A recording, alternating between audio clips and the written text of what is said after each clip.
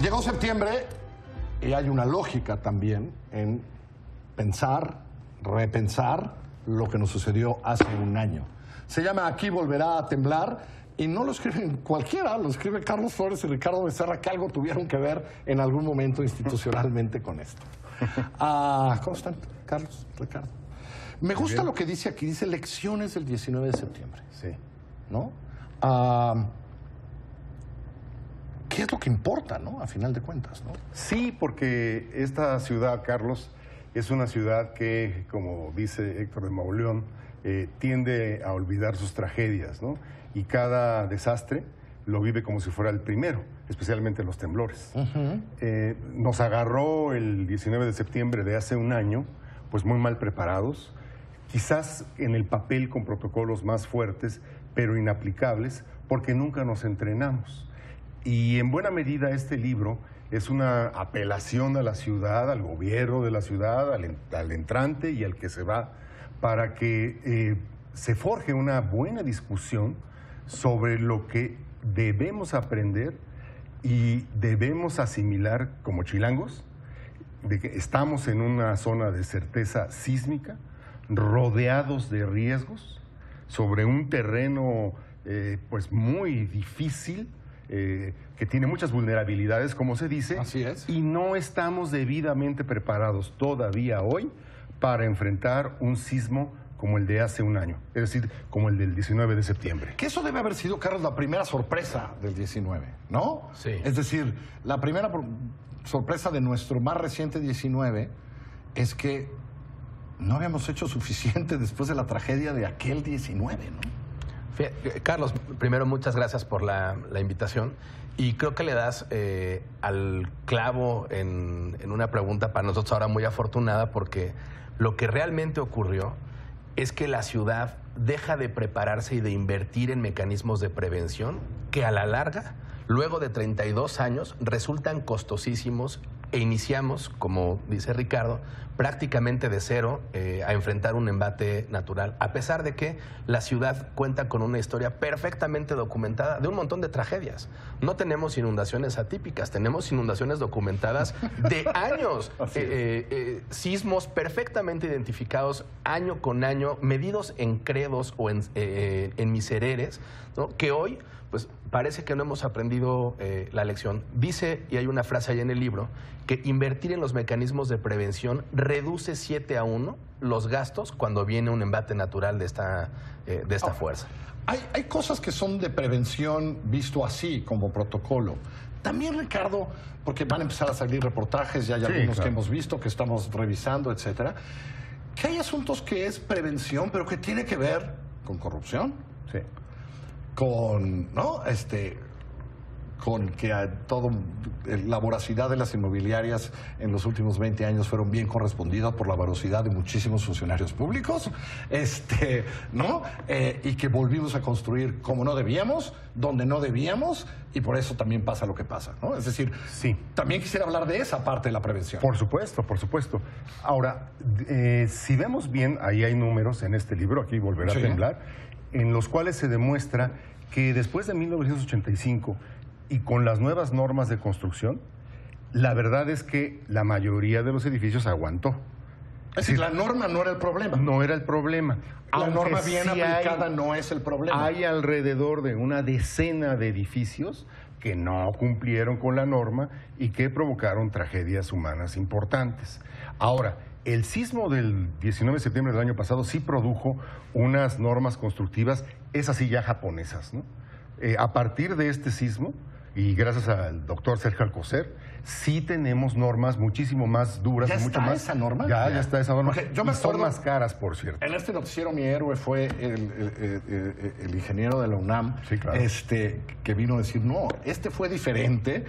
Y yo me acuerdo que él me descubrió que hay un tipo de construcción muy popular en la Colonia del Valle, en la Colonia Narvarte, en la Colonia Condesa, que ya no vamos a poder hacer, por ejemplo, ¿no? que ese ya no, porque ahora ya aprendimos que también puede temblar así, Sí, ¿no? el ingeniero Flores. ¿Cierto o sabe. no, ingeniero? La verdad es que sí. Lo que redescubrimos en el seno de aquella comisión y con un conjunto de especialistas, decimos nosotros, muy potentes, destacadamente Sergio Alcocer, fue, por ejemplo, edificios con planta baja flexible. Aquellos que en la década de los 70 tuvieron muchísimo auge, ¿no? En una bonanza económica en donde el tipo de edificación era permitirle la entrada al carro. ¿Cómo se llama? De losa... De planta baja flexible. Sí, eso sí, ¿no? Pero Esos también los son de De losa... losa plana.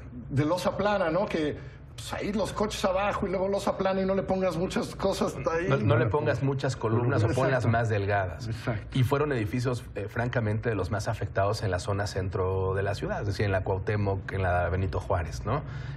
Particularmente. Entonces, estas normas, que están aprobadas desde diciembre de 2017, todavía estábamos nosotros en el No, trabajo. entonces, sí, del 17, claro, estamos en el 18. Exactamente. Entonces, refuerzan, por ejemplo, ese tipo de condiciones. Ya no de podemos de construir construcción. edificios No. de esos donde todo el estacionamiento en la planta baja, ¿no? Una entradita así, échale el elevador para arriba y ahí distribuye. Eso ya no se va a poder construir. Exactamente. De patitas flacas, como decimos. De patitas flacas, ¿no? Ese tipo de cosas que importan. Sí, ¿no? claro. Muchísimo. Pero que hay que supervisar. Por supuesto. Y hay que tener una, digamos, una potencia estatal muchísimo más grande para poder acometerlo. Por fortuna, tenemos ya el Instituto de Seguridad de las Construcciones, que es pequeño aún, pero que tiene que ser radicalmente fortalecido para que la ciudad aguante. ¿Por qué es especialmente que lo importante? dirige Renato Berrón. un ingeniero al que conocí que me pareció de absoluta primera. Para mí es uno de los mejores ¿No? funcionarios de El la Ciudad de ingeniero México. Berrón es Sí, funcionario sí. de primera. Pero Tiene es muy pequeño. es muy su- pequeño su y instituto. para la magnitud, Así es. pero esa larga luna que es el daño, ¿no? Que va desde Lindavista hasta la entrada de Tláhuac, por Morelos, no tiene los suficientes recursos para hacer esa supervisión.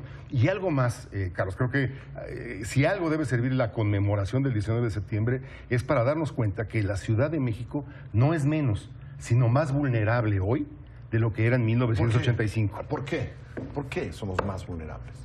Hay una parte muy importante que tiene que ver con el hundimiento de la ciudad por una sobreexplotación de los recursos hídricos, ¿no? Es decir, por el agotamiento, Así es. digamos, del agua y el hundimiento que provoca pues este sobreuso, sobreexplotación del agua, que es muy importante. Y tienes hoy, a partir de ese fenómeno, pues, grandes hundimientos y zonas de grietas y enormes socavones en delegaciones en donde ya había, pero hoy están sobreexpuestos por el propio sismo. Por ejemplo, en Xochimilco, Tláhuac destacadamente, ¿no? Ahí contamos un conjunto de historias, especialmente de esa zona, e Iztapalapa, que antes no se sabían vulnerables porque no habían estado expuestas a un proceso de desarrollo propio de la ciudad que hoy los deja con esos terribles socavones. Cualquier movimiento viene, mueve, la sacude la tierra, se compacta, se hace arcilla y entonces pues se hunden, no necesariamente por la fuerza o la magnitud del movimiento sísmico, sino pues, porque lo que se hundió fue la tierra. Ricardo, ¿qué tenemos que aprender de nuestra reacción? Todo. Pero de la reacción posterior, ¿no? Sí, claro. Porque somos muy buenos para Todo, abrazarnos todo. y felicitarnos Sí, y sí, qué sí. lindos somos todos, Sí, sí, ¿no? sí, sí. Y a los 4 días estamos todos aquí en un restaurante felicitándonos, echando una copa y diciendo qué solidarios somos los Sí, mexicanos, ¿no? la curva de ¿Qué la tendríamos que solidaridad se cambiar? agota. ¿Qué tendríamos que cambiar y aprender de esta Sí. manera de cómo reaccionamos? Esa en la es, ciudad, ¿no? es una de las preguntas centrales, ¿no? Yo creo que 3 cosas. La primera es, hay que tener un fondo bien construido, financiero, para que el gobierno tenga claramente un fideicomiso para enfrentar sus Inmediato. desastres. Claro, no andar sacando de aquí para allá.